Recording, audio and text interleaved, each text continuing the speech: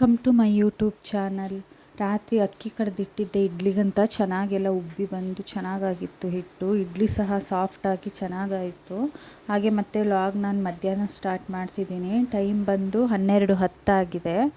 ಇನ್ನೂ ಅಡುಗೆ ಏನು ಮಾಡಿರಲಿಲ್ಲ. ಸೊ ಏನಾದರೂ ಅಡುಗೆ ಮಾಡೋಣ ಅಂತೇಳಿ ರೆಡಿ ಮಾಡ್ಕೊಳಕ್ಕೆ 2-3 ದಿನದಿಂದ ನಾನು ಯಾವ ವೀಡಿಯೋಸ್ನೂ ಹಾಕ್ತಾ ಇಲ್ಲ. ಯಾಕಂದರೆ ವೀಡಿಯೋಸಿಗೆ ವ್ಯೂಸ್ ಆಗಲಿ ಸಬ್ಸ್ಕ್ರೈಬರ್ ಆಗಲಿ ಆಗ್ತಾಯಿಲ್ಲ. ಸೊ ಸುಮ್ಮನೆ ವೀಡಿಯೋಸ್ ಮಾಡೋದೇ ಬೇಡ, ನಿಲ್ಲಿಸ್ಬಿಡೋಣ ಅಂದ್ಕೊಳ್ತಾ ಇದ್ದೆ. ಮತ್ತು ನಾನೇ ಅಂದ್ಕೊಂಡೆ, ಇಲ್ಲ ಇವಾಗ ತಾನೇ ಚಾನಲ್ ಸ್ಟಾರ್ಟ್ ಮಾಡಿದ್ದೀನಿ, ಅಷ್ಟು ಬೇಗ ಈ ಥರ ಡಿಸಿಷನ್ ತೊಗೊಳ್ಳೋದು ಬೇಡ. ಸೊ ನನ್ನ ಪ್ರಯತ್ನ ನಾನು ಮಾಡೋಣ, ಇವತ್ತಲ್ಲ ನಾಳೆ ಪ್ರತಿಫಲ ಸಿಗ್ಬೋದು ಅಂದ್ಕೊಂಡು ಇವತ್ತು ವೀಡಿಯೋನ ಎಡಿಟ್ ಮಾಡಿ ಅಪ್ಲೋಡ್ ಮಾಡಿದ್ದೀನಿ. ಮೂಲಂಗಿ ಸಾಂಬಾರು ಮಾಡೋಣ ಅಂತ ಎಲ್ಲ ರೆಡಿ ಮಾಡ್ಕೊಳ್ತಾ ಇದ್ದೀನಿ. ಹಸ್ಬೆಂಡ್ ಊಟಕ್ಕೆ ಬರ್ತಾರೆ, ಅಷ್ಟರೊಳಗೆ ಅಡುಗೆ ಎಲ್ಲ ಮಾಡ್ಕೊಳ್ಬೇಕು. ಅಡುಗೆ ಮಾಡೋಣ ಅಂತ ರೆಡಿ ಮಾಡ್ಕೊಳ್ತಾ ಇದ್ದೆ. ಅಷ್ಟೊತ್ತಿಗಾಗಲೇ ನನ್ನ ಮಗಳು ಎದ್ದು ಅಳಕ್ಕೆ ಶುರು ಮಾಡಿದ್ಲು. ಇನ್ನು ಆ ಕೆಲಸ ಅಲ್ಲೇ ಬಿಟ್ಬಿಟ್ಟು ಅವಳನ್ನ ಸಮಾಧಾನ ಮಾಡೋಣ ಅಂತೇಳಿ ಬಂದೆ. ಮತ್ತು ಅವಳನ್ನ ಸಮಾಧಾನ ಮಾಡಿ ಅವಳಿಗೆ ಸ್ವಲ್ಪ ಆ್ಯಪಲೆಲ್ಲ ಕಟ್ ಮಾಡಿ ತಿನ್ಲಿಕ್ಕೆ ಕೊಟ್ಟು ಅವಳ ಜೊತೆ ಸ್ವಲ್ಪ ಕೂತ್ಕೊಂಡಿದ್ದೀನಿ.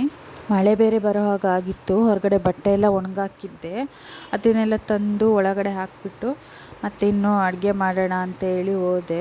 ಟೈಮ್ ಬೇರೆ ಆಗೋಗಿತ್ತು. ಅವಳನ್ನು ಸಮಾಧಾನ ಮಾಡುವಷ್ಟರಲ್ಲೇ ಟೈಮ್ ಆಗೋಯಿತು. ಹೀಗೆ ಏನಾದರೂ ಕೆಲಸ ಬೇಗ ಬೇಗ ಮಾಡೋಣ ಅಂತ ಹೋಗ್ತೀನಿ, ಅರ್ಧದಲ್ಲಿ ಅವಳು ಅಳಕ್ಕೆ ಸ್ಟಾರ್ಟ್ ಮಾಡಿಬಿಡ್ತಾಳೆ. ಇಲ್ಲ ಏನಾದರೂ ಒಂದು ಕಿರಿಕಿರಿ ಮಾಡ್ತಾಳೆ, ಕೆಲಸಗಳೇ ಬೇಗ ಆಗೋದಿಲ್ಲ. ಇನ್ನು ಬೇಗ ಬೇಗ ಅಡುಗೆ ಮಾಡ್ಕೊಳ್ಳೋಣ ಅಂದ್ಕೊಂಡು ಮಾಡ್ತಾಯಿದ್ದೀನಿ.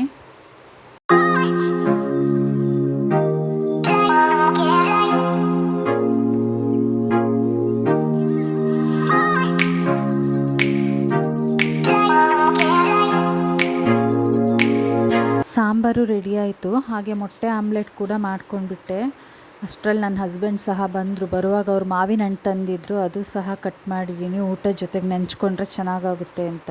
ಮತ್ತೆ ಲಾಗ್ ಕಂಟಿನ್ಯೂ ಮಾಡಲಿಲ್ಲ. ರಾತ್ರಿ ಊಟಕ್ಕೆ ಚಿಕನ್ ಬಿರಿಯಾನಿ, ಚಿಕನ್ ಸುಕ್ಕ ಮಾಡಿದ್ದೆ. ಚಿಕನ್ ಸುಕ್ಕ ರೆಸಿಪಿನ ನಾನು ಆಲ್ರೆಡಿ ಹಾಕಿದ್ದೀನಿ ನನ್ನ ಚಾನಲಲ್ಲಿ. ಇಂಟ್ರೆಸ್ಟ್ ಇರೋರು ಬೇಕಿದ್ದರೆ ನೋಡಿ.